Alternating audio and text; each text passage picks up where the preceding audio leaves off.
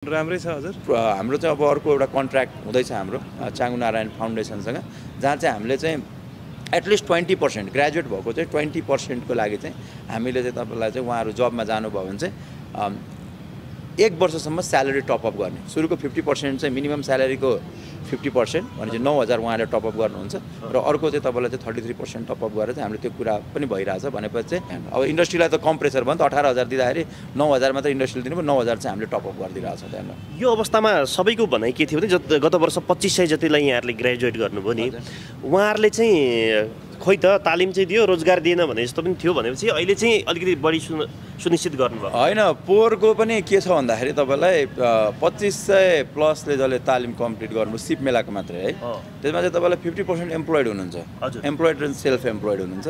त्यो 50% मा चाहिँ त्यहाँमध्येको 50% चाहिँ मलाई लाग्छ 1287 जना चाहिँ एम्प्लोइड हुनुहुन्छ।